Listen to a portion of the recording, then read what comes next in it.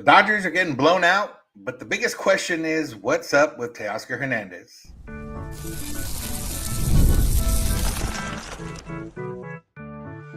You are Locked On Dodgers, your daily Los Angeles Dodgers podcast. Part of the Locked On Podcast Network, your team every day.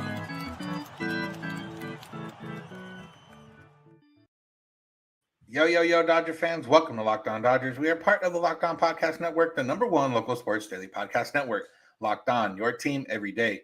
Today's episode is brought to you by Monarch Money. Take control of your finances with Monarch Money. Use code LOCKEDONMLB at monarchmoney.com for 50% off your first year. This is a daily podcast covering the World Series champion Los Angeles Dodgers, bringing the smart fans' perspective on our boys in blue. You can find us where you find podcasts and on YouTube. All you got to do is search for Locked On Dodgers. You become an everyday by listening or watching every day, and that can be made easier by subscribing and get notified when episodes are ready or when going live. If this is your first time listening or watching, welcome. I'm Vince Samperio, usually joined by Jeff Snyder, but just me today. I've been doing half of this podcast for a long time now, since 2019. Jeff and I have been covering the Dodgers in our own ways for over a decade, and we've been Dodger fans our whole lives. Today, let's get right into it. We're going to talk about Teoscar Hernandez, because even though the Dodgers are getting blown out, he probably is the biggest question of the game. He came up to bat with 2 times in key spots and just was not competitive. We're going to talk a little bit about the reality of the Dodgers situation and how a game like Tuesday ends up happening. And some good news, Shohei Ohtani on the mound in the next month. That's exciting. We're going to get into all that. Let's start with Teoscar Hernandez. I guess let's start with, we are going live here right now, and the Dodgers are currently in the top of the 8th inning, and they're currently losing 11-0. And, yeah, I wasn't going to wait around for the rest of this game to get through. It was clear that the Dodgers weren't going to try to remain competitive after a certain point, and that's what happens sometimes. We're talking a little bit more about that in the second segment, but let's talk about Teoscar Hernandez, because we've mentioned him a few times, how he's been struggling, but this game could have been a completely different game. We could be watching a very competitive, stressful game right now had Teoscar Hernandez even swung the bat well once in a couple of those at-bats that he had with runners in scoring position. And you look at what he's been since coming off the injured list, and what that is bad. He does have 10 RBI in 19 games before today. Coming into this game, he had the 10 RBI in those 19 games. He's coming back from injury, but he's hitting 164 with a 489 OPS, just 1 home run in that span. And as of late has been looking worse. And, we're going to talk about his defense too. Don't worry about that. But I guess let's talk about defense now, because it kind of maybe goes hand in hand with what you could diagnose of what's wrong with him. And, he went on the injured list with a groin adductor issue and, came back kind of fast, especially when the Dodgers kind of slow play a lot of guys' injuries. And you were excited and you're happy, and it was fun for a little bit. But now we're to the point where, is he still dealing with that? Is he still hurt? And I think it does kind of put itself in the defensive spot too. Like I haven't seen all the angles and, whatever it is, but one of the early runs in the game, might have been the first run of the game, when Arias hits a ball down the right field line, not fully into the corner, for Fernando Tatis on first base. It looks like it doesn't look like Teos thinking that Tatis is going to try and score. And then it felt like if he would have acted that way, then Tatis would have been out at home, because it was a close-ish play that would have been much closer and probably out if it looked like Teo was going full bore trying to prevent a run from scoring. And it didn't look that way. Again, I don't want to say that Teo's dogging it. I'm just saying that it didn't look that way to me on that play. And I don't know if that's because maybe he is still dealing with a little bit of injury, or maybe he didn't think that Tatis would try to score from first on a play like that, because it was a single for sure and a hustle double at best, but not in the corner, not anything that somebody you think is going to score from. So, maybe I think I need to put that in perspective, in the sense of, okay, maybe he is still hurting it a little bit, and whether that is good or bad, TBD, I guess, to us. But it didn't look great, and it wasn't fun to watch, especially against a team like the Padres, who I don't watch a lot of Padre games besides when they play the Dodgers, but it does seem like, and based on some players we've seen before, that the Padres are going 110% every time they're playing the Dodgers. And, Tatis scoring from first is a little bit of indication of that. Like, he could have easily just took their base and hope that the rest of his offense put in, but he put the burners on. Teo didn't put the burners on. And ultimately, that's what happened when, and how the run scored. And you put that combined with the offensive performance from Teo, and yeah, it's not fun to watch. If he's compromised, that's, a whole different issue. And, another thing we'd have to talk about, if he is still hurt, but the Dodgers are putting him out there knowingly, or if he's not saying that he is being bothered, whatever it is. Now, Teo did get a hit. Like, his first at bat of the game was a hit, and you were like, okay, that's a good sign.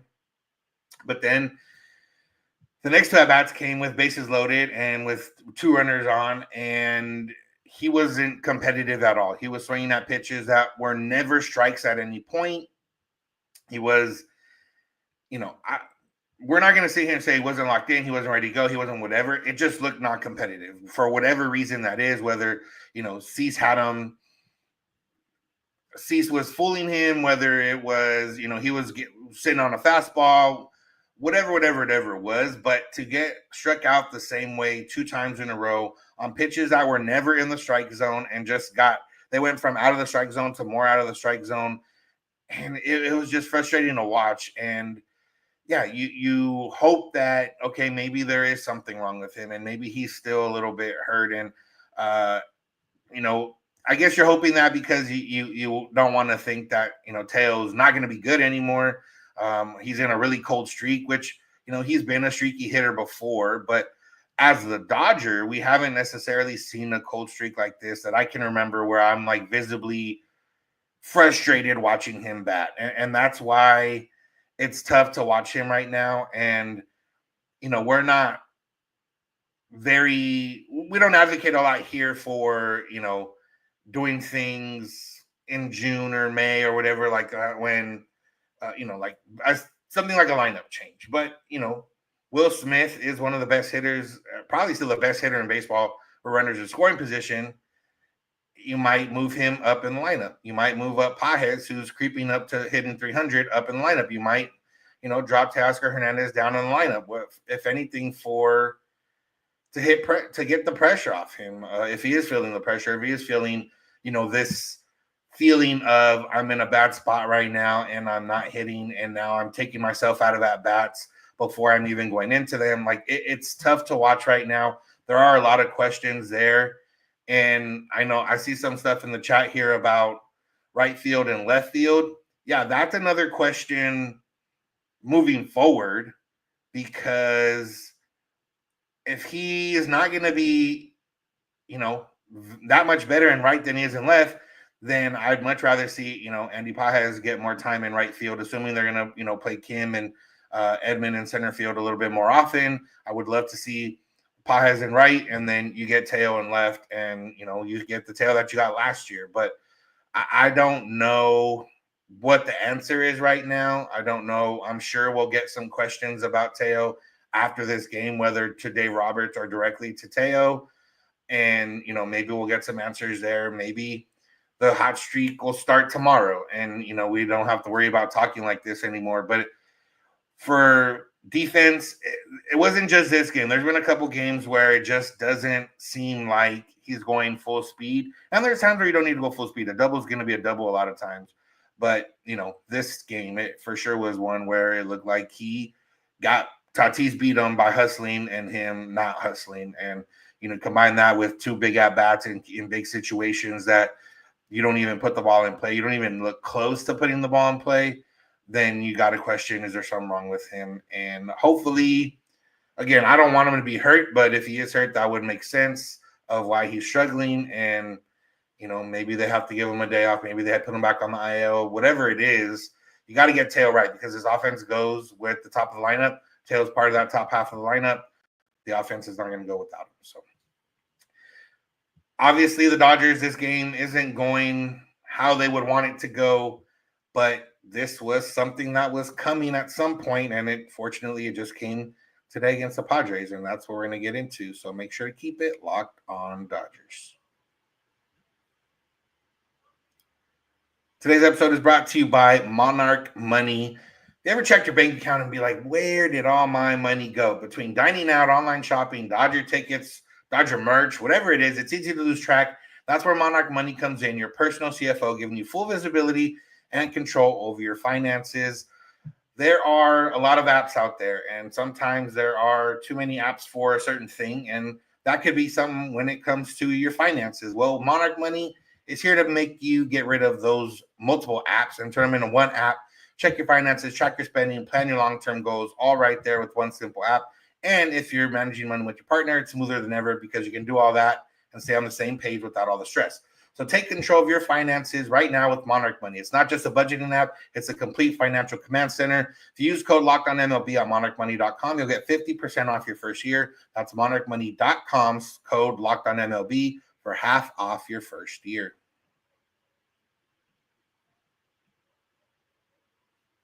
I want to thank you for making Locked On Dodgers your first listen of the day, last listen of the day, whatever listen of the day. We appreciate you for listening, especially right now as the Dodgers are currently in the bottom of the 8th inning. They did score a run, so it's 11-1 now. Shohei Hernandez is up to 32 pitches. He's got 2 outs, so hopefully he gets the last out here, and the Dodgers come back, and this game will be over officially.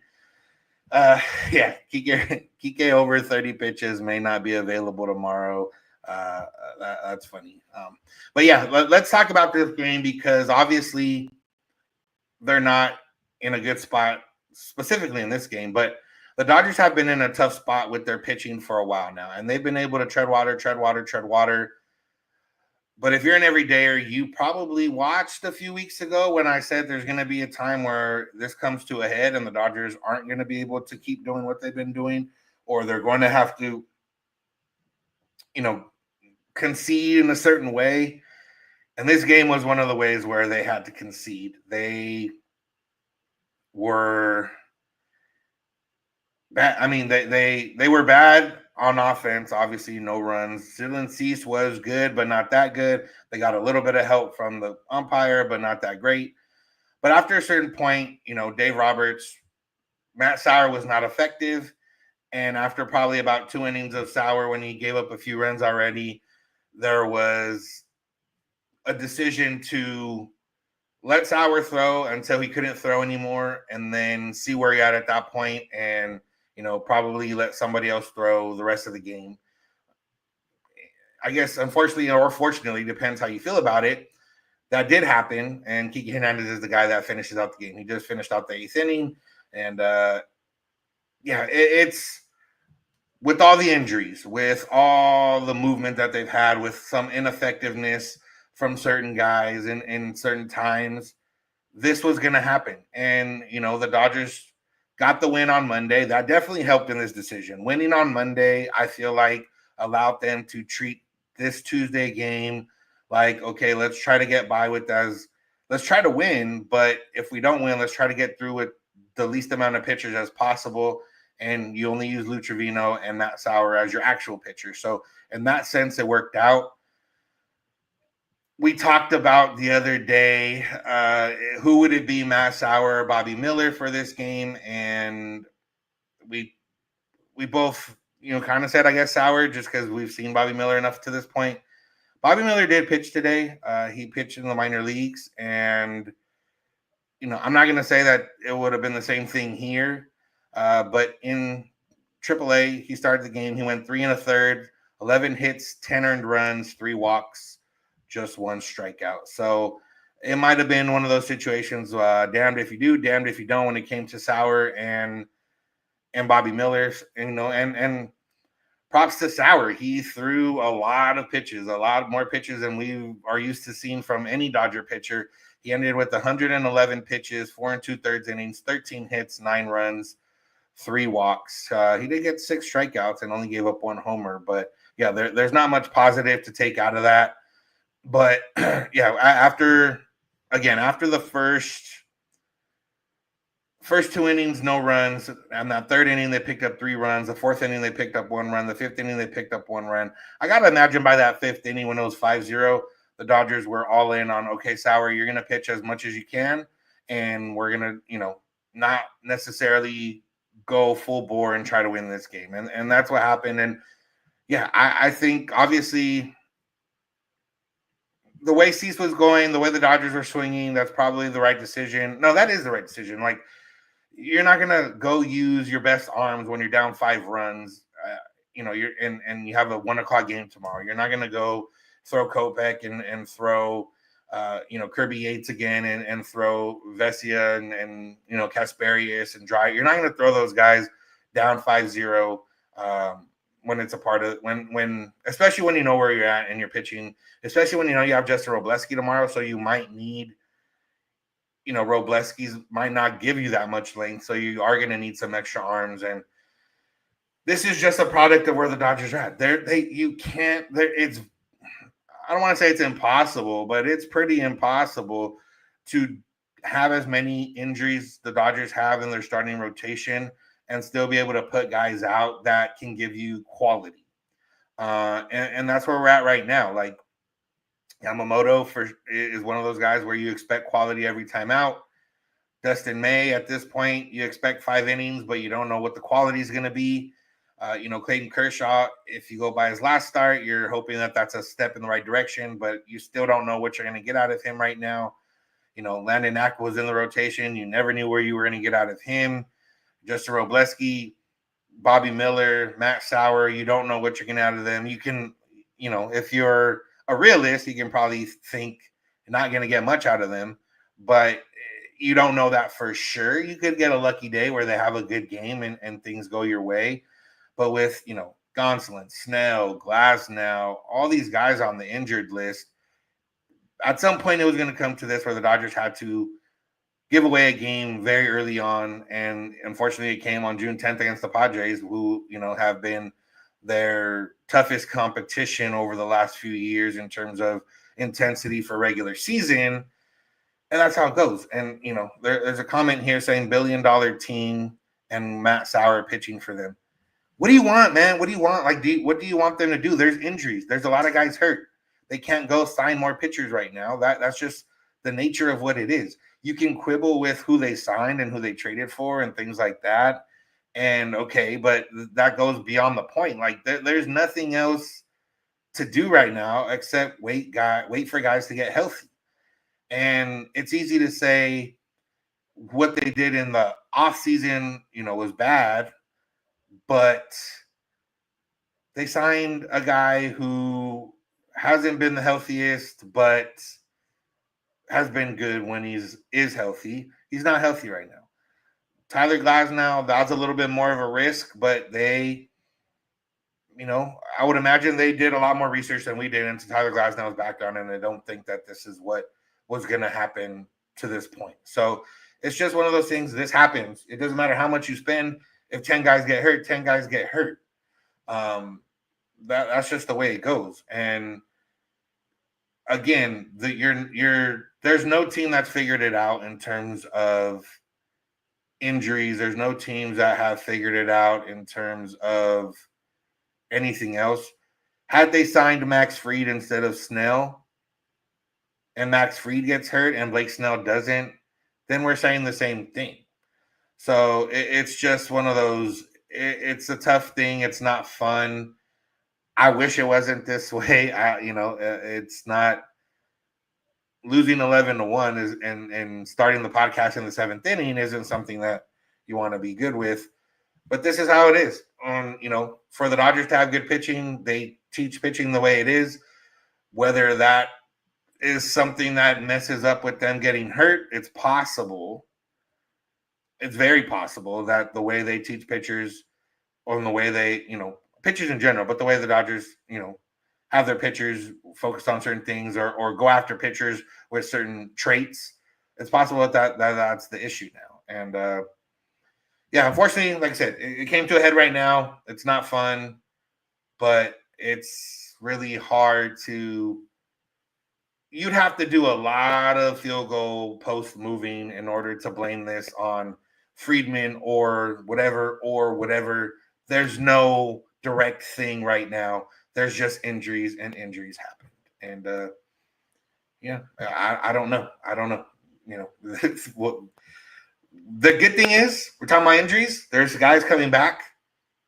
Hopefully, Tyler Glasnow coming back soon, or at least starting to pitch more. Blake Snell through bullpens. Shohei Ohtani through another simulated outing and should be back next month.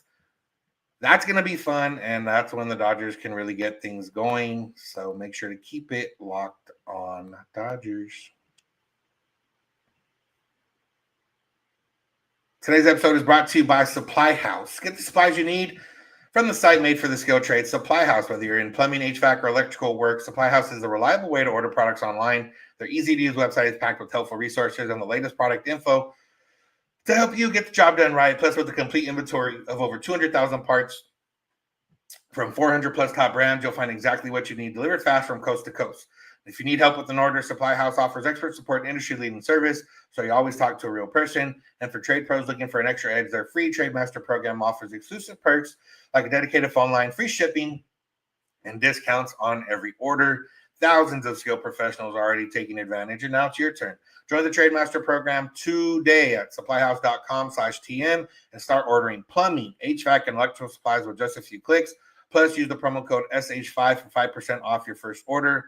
That's supplyhouse.com.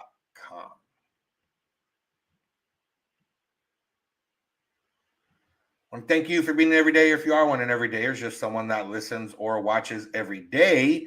We appreciate those of you that are everydayers already. We appreciate those of you that are here for the first time and could maybe become everydayers.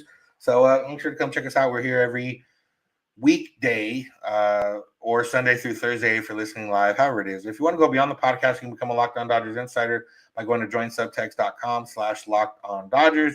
Get text directly from us, keeping you up to date with the latest Dodger news, and also join our exclusive Discord server to talk Dodgers with other Dodger fans. All right, we talked about the injuries that the Dodgers have right now, and one thing with injuries is guys can come back. And the Dodgers, in theory, I don't know if I'm using that right, but in theory, you could have 4 starting pitchers return to the rotation in the next 8 weeks. And that's exciting in itself if it happens. The fact that those pitchers are Tyler Glasnow and Blake Snell and Shohei Ohtani and then Emmett Sheehan, that's also a little bit more exciting because that is some good pitchers right there when they're healthy. And if they're healthy, they're guys that we can expect to count on to be pretty good most of the time. But let's start with Ohtani. Ohtani threw simulated game before the game on Tuesday, and rave reviews from Mark Pryor, and then Dave Roberts drops there's a north of 0 chance that Ohtani pitches before the All-Star game.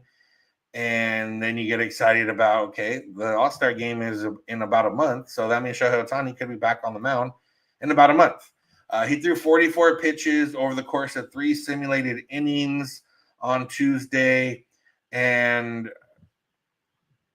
I think that the biggest answer we got here is what it's going to look like for Ohtani when he does come back. And Dave Roberts said, quote, "It certainly doesn't have to be a full buildup because anything that he can give us is certainly additive."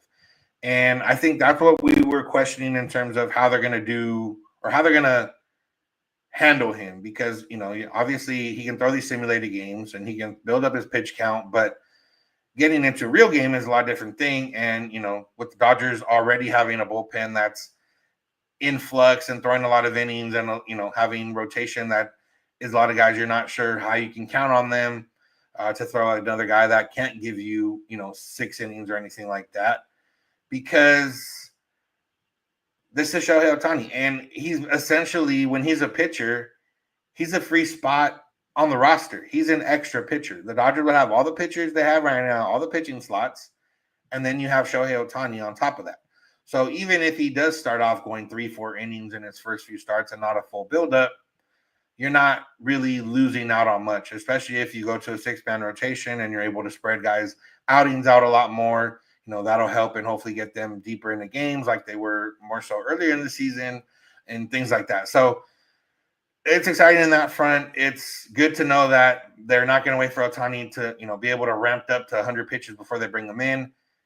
I had early July kind of pegged as when they bring Ohtani back because I believe you have to see what you have before the trade deadline. And with Snell and Glasnow progressing a little bit slower, you don't know if you're going to get them back with enough time before the trade deadline to see what they really have.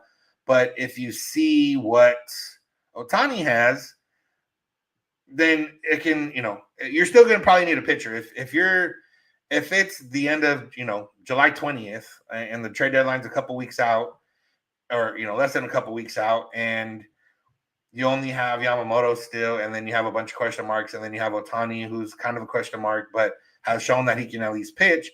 And then you have, Snell and Glasnow and Roki, who maybe haven't pitched yet. You're still going to have to go get pitching at that point, but you'll know what kind of pitching you really have to go after and what you really want to do. And I think that's kind of where we're at right now. And why Ohtani can be pitching in a month, because you need to see what he is. And yeah, he can have the rave reviews. Mark Pryor said basically, he's doing what he's doing what he wants with the baseball. He's putting the baseball where he wants. He looks really good. We saw some of the pitches from his last outing, and yeah, they were nasty. They look good. And Ohtani's been a pretty good pitcher, a pretty good to very good to elite pitcher in his career, a few times. It's just been a while since he's pitched. And that's kind of tough to, to know what's going to happen, how he's going to react.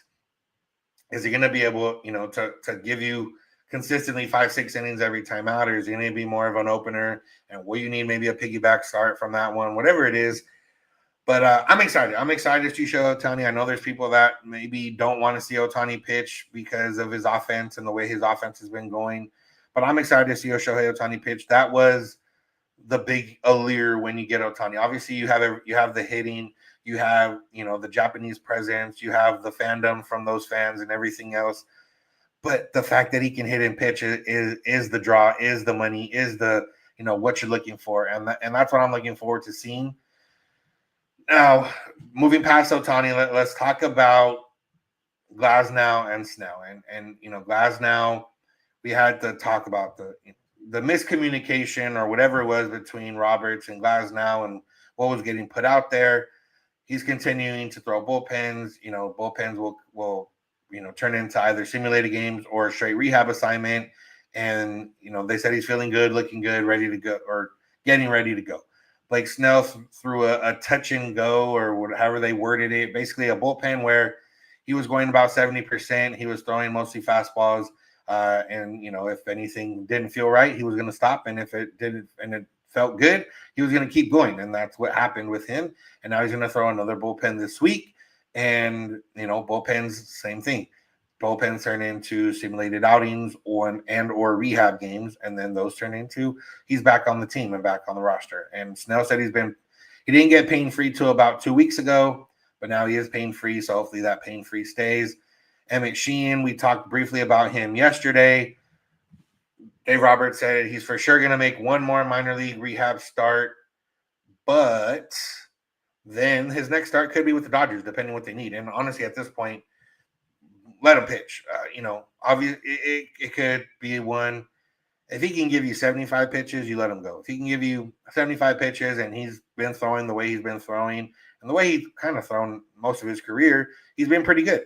And if he can give you 4 to 5 innings, the Dodgers will take that right now. 4 to 5 innings of quality is something you'll take over, 111 pitches of not so much quality. And not to put Matt Sauer down, he helped the Dodgers out in a tough spot. It was Brent Honeywell-esque, I guess, if you want to, bring back that name and just basically taking one for the team. And I'm sure he's going to get optioned tomorrow for another arm. Maybe we'll see Alexis Diaz for the first time. But it's one of those where the Dodgers have a lot hurt right now on the pitching side. Some of those guys are expected to come back. We won't know much more until we start seeing them actually be healthy and being close to returning when it comes to what they're looking for at the deadline. It's going to be a pitcher. it's just going to matter what type of quality pitcher you want to go after. Is it going to be someone that can pitch game 1 or 2 of a series because you don't know if you can count on these other people? Or is it going to be a guy that just can go 6 innings, 100-some pitches every so often? I'm just going to throw out this name because it's fun to throw out a name. Rich Hill, been in the minor leagues with the Royals. I think he has an opt-out date coming up. I'm not advocating to see, but if the Dodgers signed Rich Hill to make one start, I wouldn't be upset. I'd be like, oh, it'll be fun. Even if they lose, it'll be fun in the moment. Now, a lot of these losses, we tend to throw these games out, and the Dodgers obviously threw this game out and weren't concerned with winning after a certain point. And we say, oh, it's not going to matter. And then you think about 2021 when, games did matter because they could have won the division that year. But you play the hand that you're dealt right now, and you play the schedule that's in front of you, and this is where the Dodgers are at. And you got to hope that Justin Robleski can have one of those good days that he doesn't have very often, but that he has had before. And, maybe the heat or the shadows or something, helps him out. And, the Dodgers offense comes ready to go, and they can win this series, and they can, leave with that lead. But again, this game's over now. It's not going to do anything. The bad part would have been they were down 5-0. They used some of their best bullpen arms. The offense still didn't score. And then you go into tomorrow a little bit compromised. I'm not going to make light of an 11-1 loss, but if you already lost 11-1, you can look at something that's a bright side. The bright side is they're going to have all their bullpen arms ready to deploy if Robleski isn't good, or if he is good, then they'll have a back half of the game where they have all the guys ready to go. So that's where we're at, and that's what it is. And again, it's going to be on the offense anyways. The offense doesn't score runs. If the offense scores 1 run, the Dodgers probably aren't going to win tomorrow, realistically. And that's just the nature of pretty much every game at this point. If the Dodgers don't score a run, it don't matter. The Padres also saved their arms. Okay. So what? The Dodgers offense didn't score. There was nothing they could have done at that point. Even in a 5-run game, they probably weren't going to do it. So it just happens that way sometimes. And that's just how it goes. You can't change it. The Dodgers lost 11-1 tonight.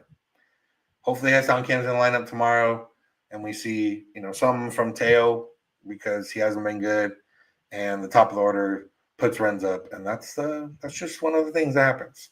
So that's going to do it for today's episode. Thank you all for listening. Thank you for making Locked On Dodgers your first listen today. Make sure to find us wherever you get podcasts and on YouTube. All you got to do is search for Locked On Dodgers. You can come in every day or by listening or watching every day, which can be made easier by subscribing and get notified when episodes are ready or when we're going live on YouTube. You can go beyond the podcast, come on Locked On Dodgers Insider by going to joinsubtext.com/LockedOnDodgers. Get text directly from us, keeping you up to date with the Dodgers and join our exclusive Discord server to talk Dodgers with other Dodger fans. You can check out the Locked On MLB Game Night on Locked On MLB YouTube or wherever you listen to podcasts. You get local analysis on a national scale every night. You can follow us on social media, Twitter, Instagram, and TikTok at Locked On Dodgers. Jeff's on Twitter at SnyDog. I'm at Vincent91. You can DM us any questions or comments. You can also send those via email, lockedondodgers@gmail.com, or send a voicemail or text to 323-863-5625. We're here every weekday morning, and we hope you'll be here with us. When you get your car, or if you're at home, take smart device, play a podcast, Locked On Dodgers. And remember, you don't have to agree. You just have to listen. Have a good one.